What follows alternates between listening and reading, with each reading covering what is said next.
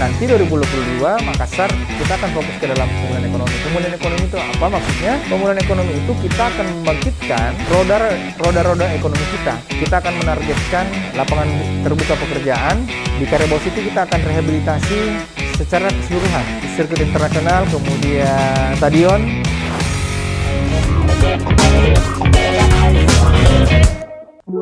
Assalamualaikum warahmatullahi wabarakatuh, warga Kota Makassar. Kita kembali lagi di rubrik Bapeda Corner. Rubrik ini akan menemani hari-hari Anda ke depan. Kita akan mengulas isu-isu menarik, isu-isu aktual terkait progres pembangunan Kota Makassar ke depan. Dan kali ini kita kembali lagi akan berbincang dengan pelaksana tugas Kepala Badan Perencanaan Pembangunan Kota Makassar, Bapak Helmi Budiman, STP MM. Pak Helmi, ketemu lagi. Iya, makasih. Makasih Bu Heni. Ini kan kurang lebih setahun ya kepemimpinan Bapak Dhani Pomanto dan Ibu Fatmawati Rusdi. Banyak progres capaian, termasuk bagaimana program Makassar Recover itu direalisasikan di tahun ini. Kemudian ke depan ada wacana tentang program pemulihan ekonomi. Seperti apa sih bisa diurai? Iya, jadi alhamdulillah kita bertemu lagi di Bapeda Corner pada kali ini. Saya rasa apa yang kita akan kulik hari ini tentu masalah berkaitan dengan pemulihan ekonomi Kota Makassar. Nah, tentunya kalau memang kita berkaca kepada waktu pelantikan Wali Kota Makassar dan Wakil Wali Kota Makassar itu di tanggal 29 Februari 2021. Nah, kalau melihat masanya ini kan baru masuk dalam periode 10 bulan kalau kita berkaca ke Desember 2021. Nah, alhamdulillah, kemarin di bulan Maret kan kita mengeluarkan namanya program yang namanya Makassar Recover. Nah, di Makassar Recover sendiri itu ada 3 yang menjadi focusing Makassar Recover. Yang pertama itu masuk dalam pemulihan kesehatan untuk penanganan COVID-19. Yang kedua masuk dalam adaptasi sosial, dan yang ketiga masuk ke dalam pemulihan ekonomi. Nah, 2022 pemulihan ekonomi ini akan kita galakkan berkaitan dengan Makassar Recover. Nah, itu yang menjadi fokusnya, karena memang melihat tren sekarang ini kan memang trennya sudah menurun. Memang ada yang namanya katanya sih ada varian baru Omicron, tetapi ya mudah-mudahan kalau melihat kita punya herd immunity di Kota Makassar dan vaksinasi kita yang nanti insya Allah kita akan menyentuh angka di kisaran 85%, otomatis herd immunity kita sudah semakin tinggi dan bisa semakin tahan terhadap COVID. Mudah-mudahan ini bisa nanti menjadi yang bisa menyelamatkan kita dalam penyakit Omicron ini. Nanti 2022 Makassar kita akan fokus ke dalam pemulihan ekonomi. Pemulihan ekonomi itu apa maksudnya? Pemulihan ekonomi itu kita akan membangkitkan roda-roda ekonomi kita. Kita akan buat gerakan-gerakan yang bisa menggerakkan masyarakat dalam memulihkan ekonomi. Kita akan menargetkan lapangan terbuka pekerjaan yang dulunya mungkin memang waktu COVID ini banyak sekali pengangguran terbuka, dan kita akan buka lapangan pekerjaan baru bekerja sama dengan pihak-pihak swasta dan tentu melibatkan para stakeholder, mungkin begitu. Ya, selain membuka lapangan pekerjaan bagi warga yang terdampak PHK misalnya akibat pandemi, model konkret program pemulihan ekonomi apa saja? Ya, tentu kalau namanya pemerintah kota kan pasti harapannya pemerintah kota membangun. Sebagaimana kita punya target untuk tahun depan, kita akan membuat kantung-kantung ekonomi yang baru.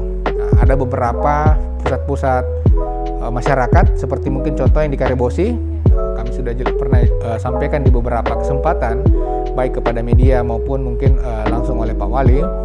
Di Karebosi itu kita akan rehabilitasi secara keseluruhan. Dia akan menjadi pusat baru untuk masyarakat, mulai dari sports, entertainment, dan tentunya culinary center. Nah, ini menjadi tempat yang baru. Yang kedua, kita akan buka juga yang namanya kawasan Kanrerong Nikel. Ini menjadi tempat baru juga. Nah, sekarang sisa kita lihat nanti masyarakat apakah bisa menyerap ini semua, karena tentu namanya masyarakat kan pasti juga ada pro dan kontra ketika kita membangun. Nah, dan bukan cuma itu juga, nanti saya rasa ada beberapa juga.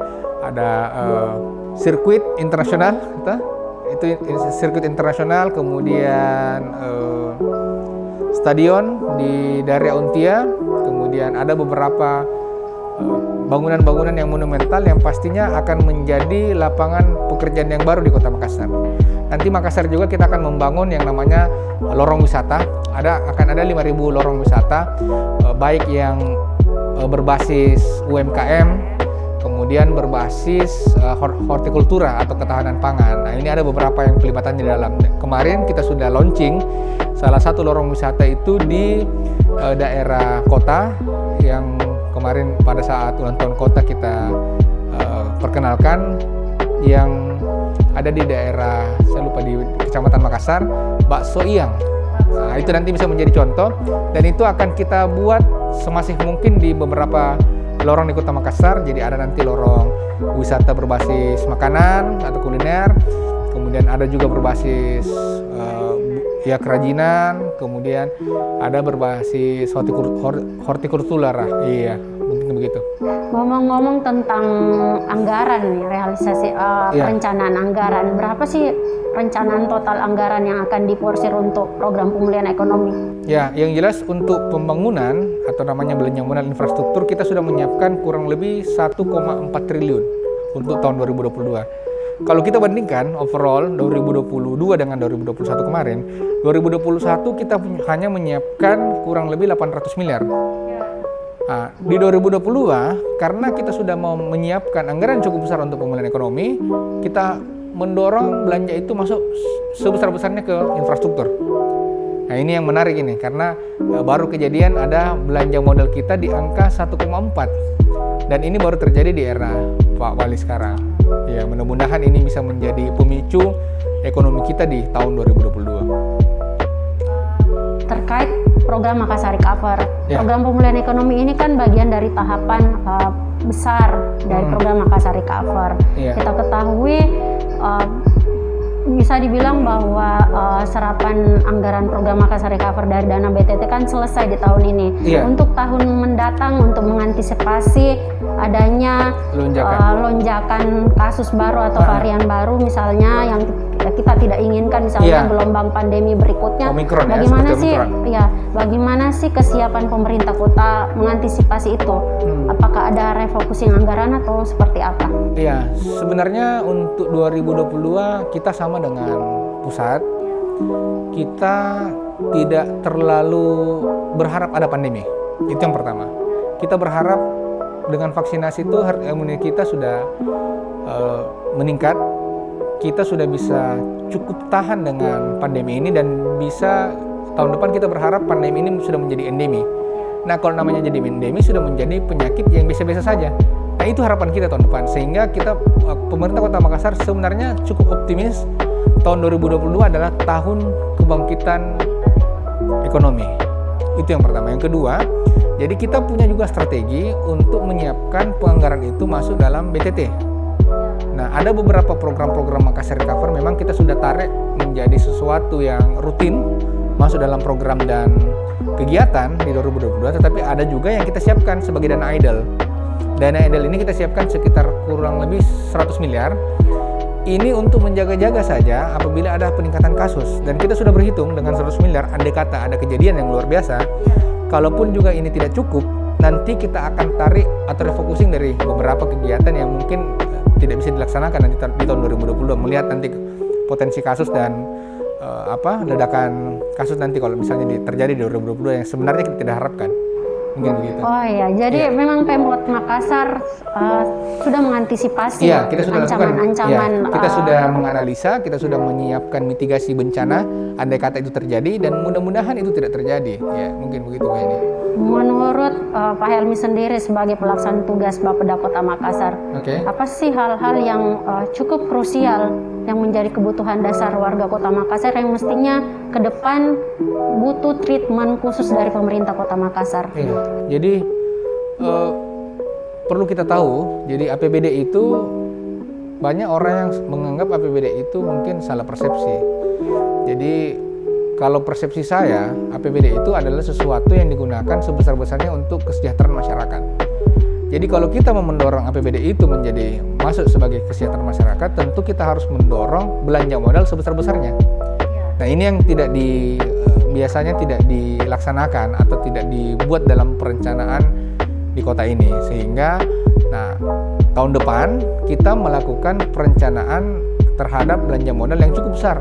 Banyak fasilitas-fasilitas yang kita buat, kemudian banyak bantuan-bantuan yang kita berikan langsung kepada masyarakat, sehingga harapannya nanti ini bisa menjadi trigger untuk memutar ekonomi atau roda ekonomi di masyarakat, khususnya mungkin masyarakat kelas menengah ke bawah. Mungkin begitu. Ya, ini ada titipan dari teman-teman UMKM Kota Makassar. Ya. Ini pertanyaannya untuk pemerintah Kota Makassar sendiri. Teman-teman UMKM ini kan mereka yang terkena dampak signifikan dari pandemi COVID-19, banyak usaha-usaha yang tutup misalnya. Apakah ke depan ada porsir anggaran khusus yang akan diberikan oleh teman-teman UMKM? Iya, jadi memang itu pertanyaan yang tadi kita tanyakan, itu juga sempat ditanyakan oleh anggota legislatif. Dari anggota Dewan yang terhormat kemarin sempat menanyakan ke kami, bagaimana dengan teman-teman UMKM yang terkena dampak, apakah bisa diberikan bantuan secara tunai oleh pemerintah kota atau tidak, karena melihat memang mereka ini sebenarnya dalam situasi kritis, butuh uang tunai dan butuh bantuan yang sangat segera. Nah, ya kami jawab saja, sebenarnya secara regulasi kita tidak bisa melakukan itu, mohon maaf. Tetapi pemerintah kota dalam hal ini tentu mempunyai tanggung jawab juga yang besar kepada teman-teman UMKM yang ada di Kota Makassar. Nah, solusinya dari kami menawarkan, kami membuat kantung-kantung ekonomi baru. Seperti tadi saya contohkan itu di Kanrerong, Karebosi, Nikel, itu menjadi tempat-tempat pusat ekonomi baru. Kemudian nanti di Untia juga kita akan benahi, banyak beberapa lokasi-lokasi UMKM itu kita akan buka supaya bisa membantu perekonomian di Kota Makassar. Nah, untuk UMKM tahun 2022 ada sebenarnya satu program yang kita akan tawarkan dan mudah-mudahan ini bisa berjalan nanti 2022, yang namanya Inkubator UMKM Center, yang nanti kita akan kerjasamakan dengan Tetere. Nah, kalau kita mau tahu Tetere itu apa, Tetere ini sebenarnya sebagai suatu pergerakan dari pemerintah kota yang ingin mengangkat derajat teman-teman UMKM sejajar dengan yang namanya minimarket.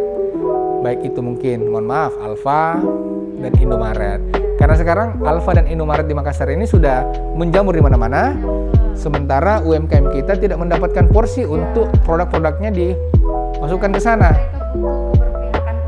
Ya, tentu itulah yang kita tawarkan, sehingga Inkubator UMKM Center itu nanti di tahun 2022 itu kita laksanakan sebagai salah satu solusi untuk membuat men-scale up teman-teman UMKM ini menjadi sesuatu UMKM yang bisa menjadi branding nasional nanti, atau mungkin insya Allah menjadi branding internasional, mungkin begitu. Betul sekali. Iya.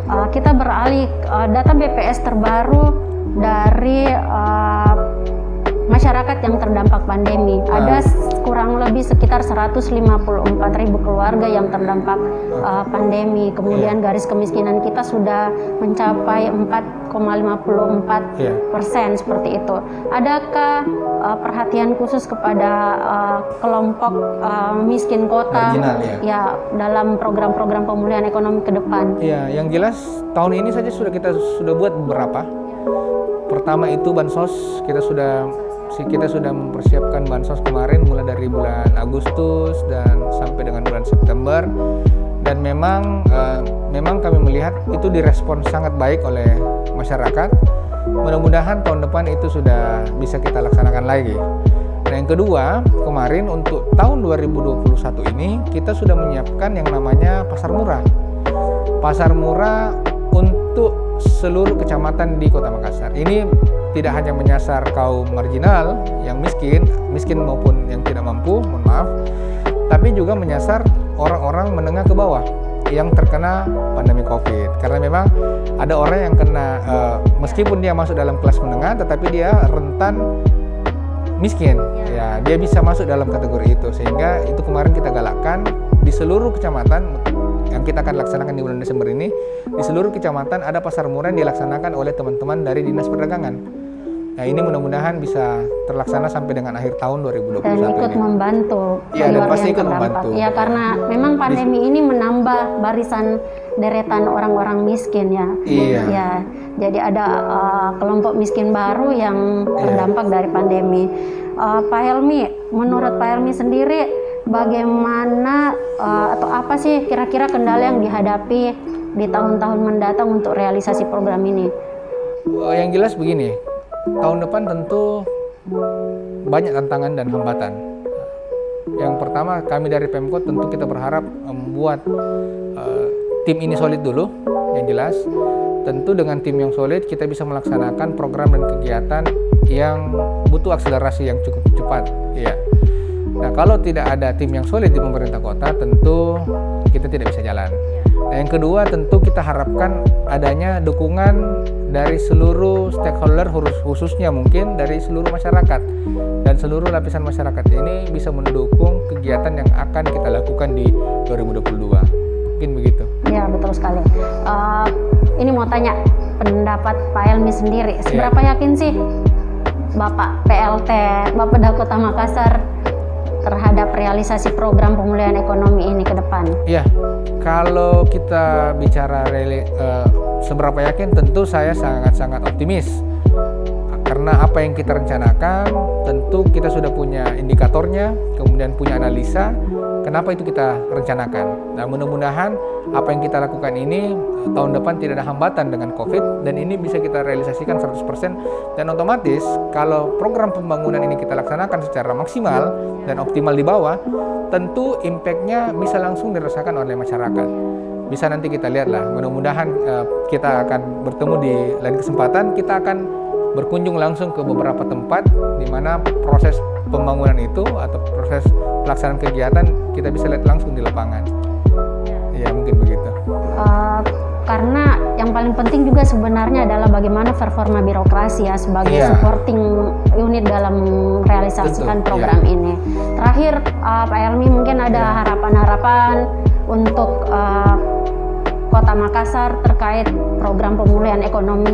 Iya, harapan saya tentu karena kita ini masih masuk dalam masa pandemi, tentu semua orang ingin merasakan ekonominya seperti dulu.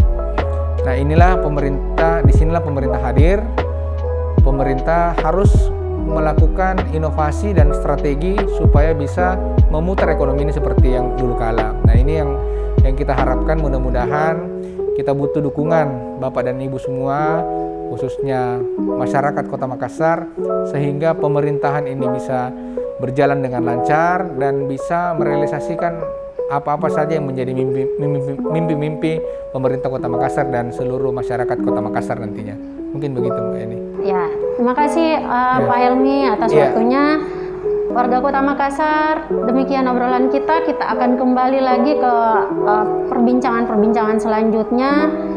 Jadi yang paling penting adalah bagaimana semua program itu saling terintegrasi dan memberi manfaat untuk kita semua tanpa terkecuali untuk seluruh warga Kota Makassar. Baik, demikian obrolan kita pada hari ini di Bapeda Corner, dan jangan lupa untuk tetap mematuhi protokol kesehatan, pakai masker, jaga jarak, dan menghindari kerumunan karena kita masih berada dalam situasi pandemi COVID-19. Jangan lupa untuk like, share, and subscribe channel Bapeda Corner. Sampai ketemu lagi, kita akan terus berbincang isu-isu terkait pembangunan Kota Makassar untuk Makassar terus dua kali tambah baik. Ya. Peduli Ki, salam Ki.